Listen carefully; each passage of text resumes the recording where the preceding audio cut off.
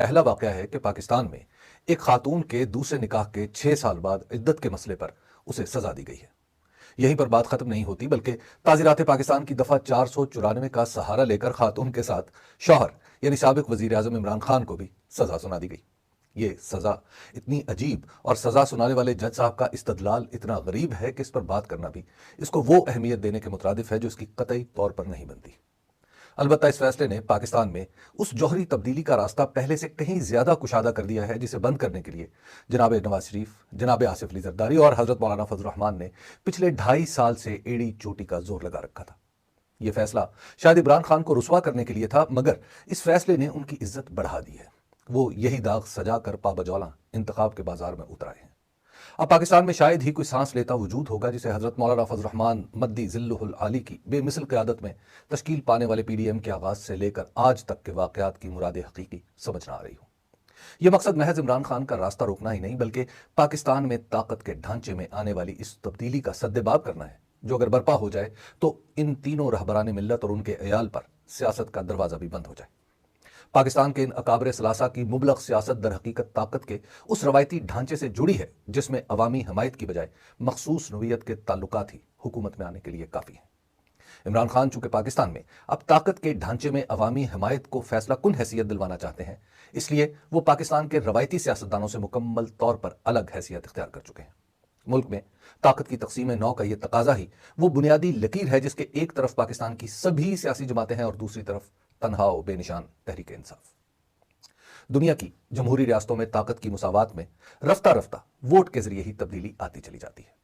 नए ख्यालात और रियासती जरूरियात में एक फितरी तवाजुन कायम होता चला जाता है और यूं मामलात बगैर किसी बड़ी रुकावट के चलते रहते हैं। कभी कभार इलेक्शन ऐसी जौहरी तब्दीली बर्पा कर डालता है जिसके नतीजे में किसी भी मुल्क में ताकत के मराकज की हैयत बदल जाती है। पाकिस्तान में इलेक्शन 2024 दरअसल उसी तरह का इंतखाब बन चुका है। इस इलेक्शन में इमरान खान अगर जीत जाते हैं तो पाकिस्तान के अंदर कुछ उसूल हमेशा के लिए नहीं तो तवील अरसे के लिए जरूर तय हो जाएंगे। ये उन्हीं का काम है कि उन्होंने पाकिस्तान के अवाम को उस ख्याल पर अपना हमनवा बना लिया है जिसके इजहार से भी मौजूदा हालात में खौफ आता है। इसलिए यह इलेक्शन बहुत सारे सियासी रहनुमाओं में से एक का इंतखाब करने की मशक नहीं रही, बल्कि मुल्क में नई और पुरानी सोच के दरमियान कशमकश का उरूज है। पुरानी सोच यही है कि जैसे चल रहा है चलने दो, मोटरवे बनाते चले जाओ, चाहे इस शौक में मुल्क दिवालिया हो जाए। नई सोच यह है कि इदारे मजबूत बनाओ और आम आदमी को ताकतवर बनाओ, बाकी चीजें खुद ब खुद बनती चली जाएंगी। एक तरफ सियासतदानों का वो ग्रोह है जो अपने लिए ताकत चाहता है, दूसरी तरफ वो सियासी जमात है जो निजाम की तश्कील नौ चाहती है। एक तरफ से तकाजा है मुझे इख्तियार दो, दूसरी तरफ मुतालबा है अवाम की बात मानो। पाकिस्तान की तारीख में शायद ये पहला मौका है जब दो एक दूसरे से मुकम्मल तौर पर मुख्तलिफ ख्यालात पर लोगों को वोट करना है। जमीन से जुड़कर सर्वे करने वाले सभी इदारे बता रहे हैं कि लोग इमरान खान के ख्याल से मुत्तफिक हो चुके हैं। गोया उनके इलेक्शन जीत जाने के इम्कानात तकरीबन यकीन की हद तक पहुंच चुके हैं। उनके जेल में होने के बावजूद उनका ख्याल आज़ाद है और आम आदमी के दिलो दिमाग में जगह बना चुका है। ताकत की नई मुसावात के हासिल को पुरानी सियासी कुव्वतें अच्छी तरह समझती हैं कि इस सूरत में उनका अंजाम क्या होगा। इसीलिए उनकी हर मुमकिन कोशिश है कि इमरान खान को ऐसा सियासतदान बनाकर पेश किया जाए जो बिल्कुल आम सियासतदानों जैसा है।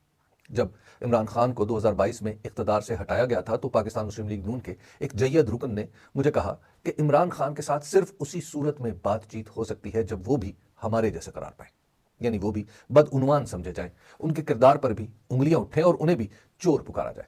एक मरबूत और मबसूत मुहिम के तहत 2 साल बाद ही सही अब तक 4 पाकिस्तानी अदालतें उन्हें मुख्तलिफ इल्जामात के तहत सजाएं दे चुकी हैं। कहने की हद तक उन पर वो तमाम अलकाब चश्मा हो चुके हैं जिनसे आमतौर पर दीगर सियासी जमातों के कारपरदाजों को याद किया जाता है। ये सब हो जाने के बावजूद मसला ये आन पड़ा है कि आम आदमी का भरोसा इमरान खान पर बढ़ता चला जा रहा है। लोग उन्हें दीगर सियासतदानों से अलग करके ही देखते हैं। उन पर पस्त अज पस्त इल्जामात पर अदालती फैसले भी वो साबित नहीं कर पाए जो उनके सियासी हरीफ साबित करना चाहते हैं। गोया वो मुहिम भी नाकाम रही जिसका हदफ ही उन्हें अपने जैसा बनाकर पेश करना था। दुनिया की तारीख बताती है कि जब किसी मुल्क में ताकत की असर नौ तकसीम की बात चल पड़े तो फिर ये रुकती नहीं, चाहे इद्दत के मसाइल ही कानून की अदालतों में रख दिए जाए। यह भी तजुर्बा है कि इस तब्दीली के लंबरदारों पर ऐन वही इल्जामात लगते हैं जो इमरान खान पर लगाए जा रहे हैं। उनकी खानगी जिंदगी से लेकर बतौर वजीर आजम उनके कामों तक सभी कुछ इस वक्त जेर तफ्तीश है। उन्हें बोलने की इजाजत नहीं, मगर तमाम जलसे, प्रेस कॉन्फ्रेंसें, मीडिया पर गुफ्तगू उन्हीं के खिलाफ होती हैं। उनकी जमात तितर बितर है, उनके साथियों की मुश्कें कस दी गई हैं, हर लम्हा उनकी शिकस्त का यकीन दिलाया जाता है। उन्हें अदालत सजा पर सजा सुना रही है। वो जेल में है मगर सारी सियासत उन्हीं के गिर्द घूम रही है। ये हालात साबित कर रहे हैं कि 2024 का इलेक्शन दरअसल तर्जे कौन की बका का मामला है। पाकिस्तान में आईने 9 का जमाना है या हम पिछली सदी में ही अटके हुए हैं? इस सवाल का जवाब 8 फरवरी 2024 के इंतखाबात में मिलना है। फिलहाल तो यूं दिखाई देता है जैसे पाकिस्तान की सियासत में सिर्फ इमरान खान के सबसे बड़े मुखालिफ होने का ओहदा हासिल करने के लिए इलेक्शन हो रहा है और सारी सियासी जमातें बस इसी मनसब के हुसूल के लिए बाहम दस्तों गिरेबां हैं। शुक्रिया।